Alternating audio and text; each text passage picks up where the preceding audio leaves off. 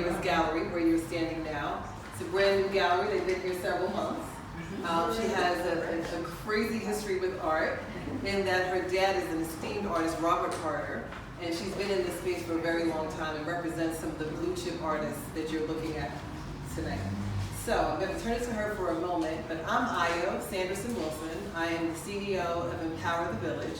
We are a nonprofit 501c3 organization. You see the t-shirts there, so don't leave without one. And we have mugs and pens, and you can take one.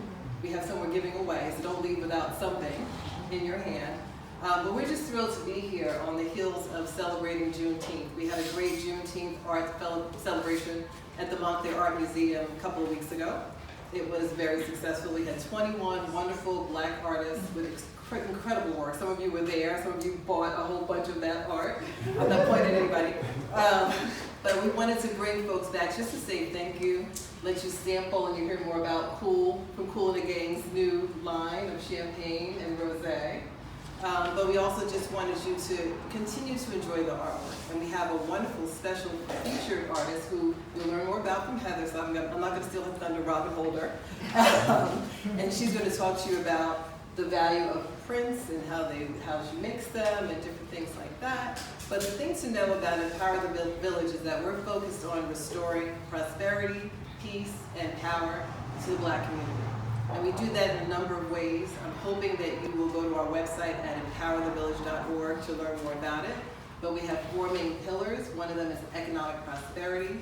The other 3 are health and wellness, academic excellence and career readiness, and policy and power. We've been doing work in this space for about 3 years, but we've been accelerating given the times that we are in, because there's a lot more work to be done. Tonight we're leaning into the economic prosperity pillar, in that we're all about supporting Black-owned businesses, like the coat over here at the gallery. We featured Heather and some of you are on our mailing list. And if you're not on our mailing list, please scan to join the village and get on our mailing list. Follow us on social media. We have all that information there. But in the space of small Black-owned businesses, you know that during the pandemic, businesses have suffered generally. Ours have gone through excruciating hell, frankly. And 41% of Black-owned businesses either closed temporarily or permanently as a result of the pandemic, and they're struggling to come back. They had challenges before the pandemic, as you know, but we're hoping that with all of your support and the rest of the village, that we will continue to do what we can to uplift those businesses, which means we're uplifting our families and our communities. So we have 2 main initiatives. One is called Make Every Friday Black Friday. So every Friday, think about it, at least one out of the 7 days a week. So 1 out of 7 people in America is Black. 1 out of 7 days a week, we're asking you to consider supporting a Black-owned business. It's important. We have the money and the power so that our economic circumstances can be better. In addition to that, we don't just tell you to do that. We give you a resource to do it with. So we are a national organization in that we have a 25-state strategy where 90% of Black people live. So it's 24 states plus DC, which should be a state. And that is where we're focusing our efforts. But the Make Every Friday Black Friday movement is coupled with the Village Black Pages. So the Village Black Pages is a directory of Black-owned businesses. We're publishing 25. If you go to our website, you'll see why. New Jersey is already published, as well as New York, Connecticut, Pennsylvania, Virginia, Maryland, Ohio, and a couple other ones. But I'm hoping that you'll check that out because we have 30 different categories, from artists and galleries, all the way to accountants, lawyers, doctors, beauty supply shops, you name it. There are about 1,500 businesses already listed in the New Jersey Village Black Pages and more than 10,000 across all of them. So with that, I hope you'll visit our website, empowerthevillage.org. Please come and get a t-shirt so everyone knows that you are part of the village. I didn't get a chance to thank my wonderful executive director, Cheryl Easley, who's back there waving hands. We also have some of our board members here, if they would wave a hand, and our advisory council members. So I have Nikki Sumter here, Doris Sanderson here, some who come, some who will come later. But with that, I want to turn it over to Heather and say thank you so much for hosting us. Thank you. And we'll hear from Robin Holder, our artist. Thank you all. So, first of all, thank you everybody for coming. I have 2 other partners who couldn't be here because we are a small, lean team, and so we have to divide and conquer, and they had to go out to Long Island for another art event. So they send their regards, and we'll see you next time. And I'm honored to partner with IO. We just met a few months ago, I think, and immediately instant connection, and we thought about all different ways we could collaborate, starting with this event. And also, just as an aside, did everybody get to try the Lake Cool champagne? I am an ambassador. I fell into it, so it is available around the corner at Engelbeck's if anybody is interested in purchasing it, or Townhouse Liquor, Wine Guys, I think in Montclair. Cool is now a client of mine, and he calls me up, so that's kind of exciting. One of my favorite bands. But anyway, in terms of the art show, Curly Raven Holton is a master printmaker, and he has been doing this for a very long time, collaborating with many blue chip black artists, starting with, where's Robin? Robin, you're over here. Robin Holder. You'll also see the works across the room by Sam Gilliam, Richard Mayhew. Actually, these pieces are new to the show. I brought Mason Archie's pieces. Curly happened to do these pieces, which was kind of a coincidence, a nice coincidence. Who am I missing? David Driscoll, Danny Simmons, Faith Ringgold. Curly is also a painter, and he did the 3 paintings behind you on the panel, reflecting Hurricane Katrina. Yeah. Right? The devastation as part of Hurricane Katrina. But all of them are original fine art prints, serigraphs, and etchings. I'm still learning the lingo. There are multiples, but they are unique, and each one is layers of ink laid down in collaboration with the artist. So Curly and the artist work together to do all of these works. And I think I'm just going to turn it over to Robin. We're honored to have you here. This is Robin's piece in the show. And then she brought some other original pieces. This one, and I think you're going to talk a little bit about them. These 2 here, this one on the wall. And all of them are available. And we're going to donate a percentage of the proceeds of the sales from tonight. So, hopefully To empower the village. To empower the village. Yes. And they're all looking, except for the ones with the red dots, all looking for great homes. So, with that said, I'm going to turn it over to Thank you Robin. so much, Heather. I guess what I should start off talking about is you're talking about empowering the village, and when I come into this gallery and look at this collection of works, to me it represents the final product of a whole village of artists that I'd say about 80% of them I've either worked with or I know. So most of the prints in the exhibition were created through EPI, the Experimental Printmaking Workshop that Curly Holton ran for many years at Lafayette College. And there's a very magical, particular relationship between an artist who's invited to a print shop and works with a printer who has the skills and the technical understanding to help the artist realize their vision. So what I'm seeing here is the end product of many hours spent by many artists in a very vulnerable state of trying to actually realize the vision that they have inside of them, or give some sort of visual articulation to their feelings, to their passion, to their philosophy. The print that I created, They Damaged Us More Than Katrina, was the one that I did with Curly. And it was one of the few pieces that I've done throughout the years that responds to an actual historic event. So it was a situation where for many days, all of us were glued to the TV, watching the horrific devastation of primarily people of color in Louisiana and the New Orleans area. And I just walked around in a rage, screaming and cursing and crying, but I felt like I have to give some sort of visual voice to this. This has to be something that I acknowledge by creating something. So it's a matter of working through the feelings and the emotions and getting something down on paper.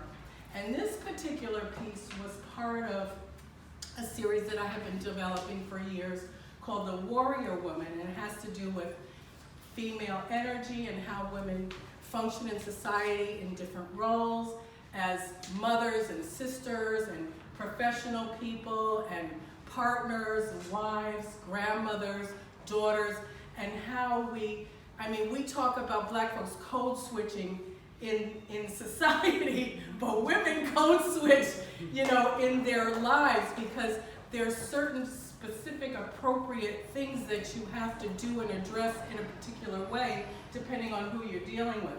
So you don't deal with your children the same way that you deal with your colleagues at work. So this was a piece that actually became the Atlanta Black Arts Festival Collectors Guild print. So that was a wonderful, it was a wonderful advantage for me because it opened up a whole new world of collectors in Atlanta. And I believe I was the 6th and last artist to be one of the Collectors Guild artists. The previous ones included Louis Delsart, I don't know if you know him, Faith Ringgold, I don't know if you're familiar with her work, and I know Faith from the printmaking workshop. And many of these artists, I don't know if you've ever heard of Bob Blackburn's printmaking workshop. Well, I was the assistant director for 9 years there back in the day. And I did my own work there until I got my own press and started doing my own work. So I guess I'll tell you a little bit. This is, as Heather said, a serigraph or a silk screen that was developed with one of Curly's master printers and Curly, Jace Clark. So this is not a situation where I actually created the entire image. I gave them mock-ups and I worked on the screens. I think it took 17 or 18 screens to do this piece. And they actually did all of the laborious work for me. The other works that are here of mine that are prints are, this is another piece from the Warrior Women. And I use a technique that I'm not sure if it's very widespread. I sort of developed it. I use these pieces of plastic. And this is one of the stencils that I've cut out. But this material actually is the theater scrims that are used to color the lights. But I'm not sure if any of you have heard of the artist, the abstract artist, Betty Blayton. Okay, well, you have? No. The children's abstract artist, she's passed now, but Betty Blayton had been the founder with Blanchett Rockefeller of a place called the Children's Art Carnival in Harlem. And they would get donations from corporations and materials. And she found a whole huge box of rolls of these theater scripts. And so a couple of us took these and realized that these would resist the solvents that we needed to clean the ink off.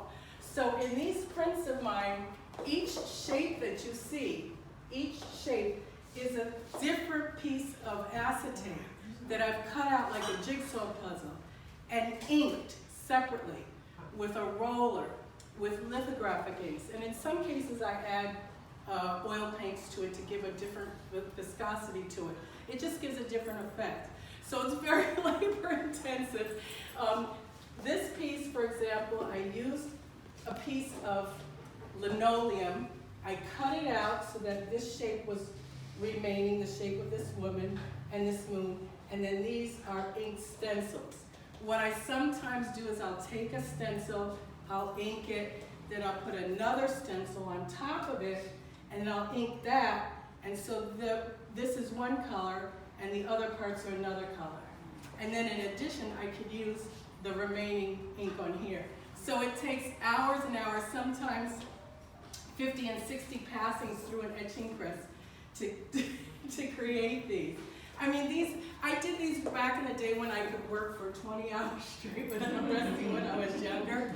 But one of the things that's very important to me is to have a real solidified concept, something that I'm actually working on or expressing. And this piece here, Transcend, you might notice some pharaonic Egyptian shapes in it, has to do with a trip that we took to Egypt. And so I had this feeling that I was moving through time and moving through space and discovering Egypt is a very hospitable country, and it's hosted all kinds of activity in the sciences and education for maybe 2,000 years.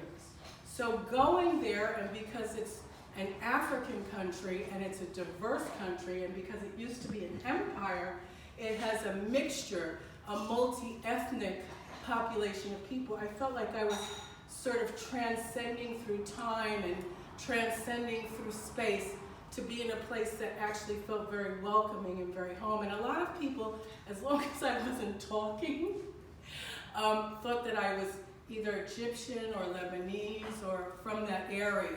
So it was very interesting. And the last piece I guess I'll just chat about is this one, which is a collage of papers that I inked myself and cut out. So it's sort of like, what I do is I start with a line drawing, and every shape is accounted for with these little stencils. So I guess that kind of explains it, and I hope it gives you an idea of what the show is about and what I'm trying to do. And if you have any questions, just feel free to ask or any comments.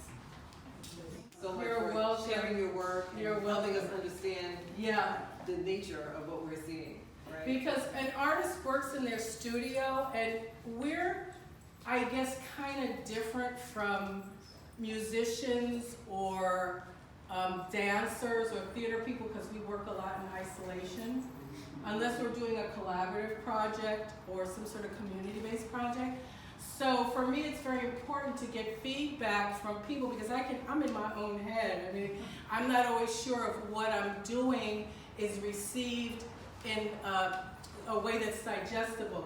And of course, everybody showing our work is sort of like the beginning of an exchange, a call and response, reality. So the work lives beyond what I intended, because each one of you will have some sort of thought or reaction or memory or aspiration related to things I'm trying to express. And so that's part of the conversation. So thank you for being here. Thank you. So we have an artist or entrepreneur, so when you support Black art, you're supporting Black business. So think about that as you look Thank you. around. And Rob, maybe you can stick around for a few more minutes Yes, if I anybody has will. questions one-on-one. Yeah. And this show's up for another week. We're extending the show, and then the next show opens August 5th, so come back and see us, and you can follow us on Instagram at 4 Flavors Art. And again, thank you for coming out. So enjoy the food and